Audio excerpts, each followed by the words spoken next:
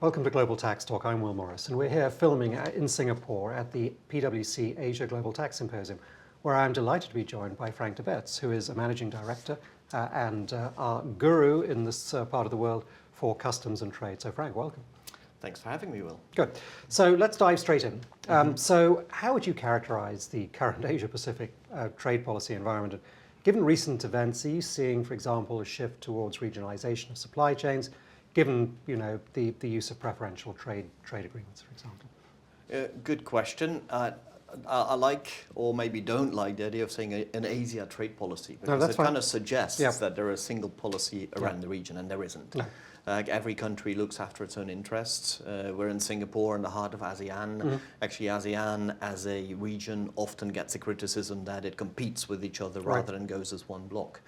So you don't really have single trade policies, but in light of what the US has been doing, so clearly you see the Chinese authorities responding quite aggressively and saying, well, we're going to retaliate, we're going to stand our ground. If you look around the rest of the region, everybody wants to negotiate. Everybody wants to say, well, how can we protect the position we have? And I think that makes sense, because retaliation is not going to help your exporters. Right.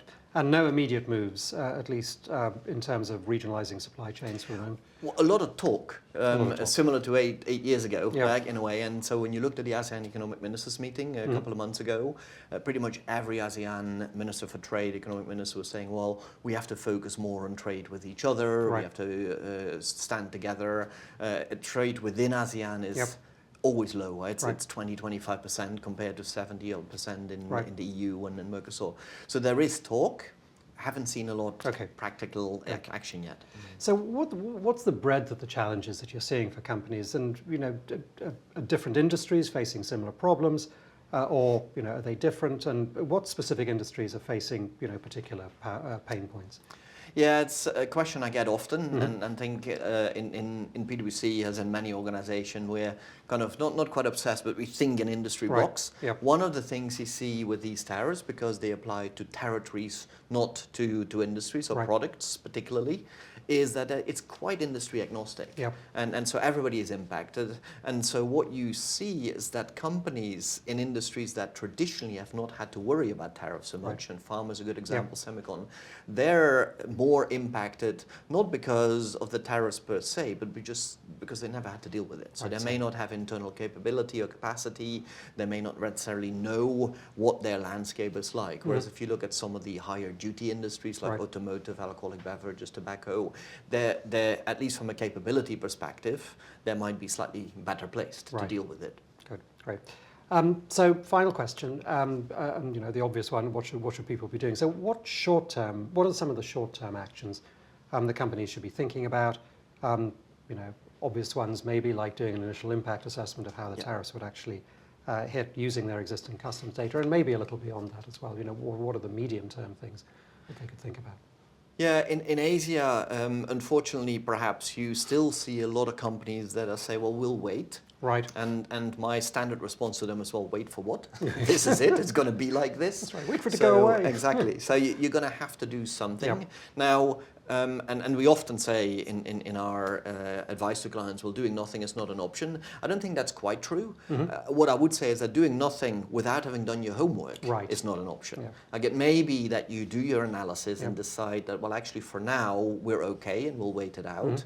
For that, like you said, you need to do an impact assessment. And a lot of companies in this trade space, custom space, have surprisingly little knowledge of, if control over the data. And so, yes, understanding how either directly or indirectly an organization is impacted by these tariffs is absolutely key. Now, and then you start thinking about short term, what can I do? Right? Can I mitigate the impact a little bit? Most companies can't move supply chains around very easily. So they try and look at pricing changes, perhaps some planning opportunities in trade space.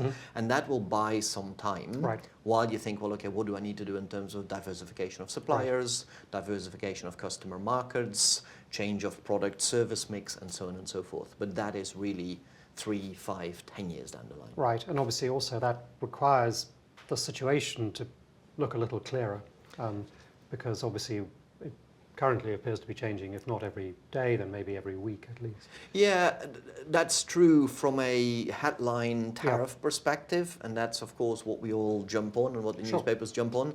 I talk to some of my colleagues that do strategic advice to companies and say, well, hey Frank, I understand this is your world, you've been doing this for 30 years.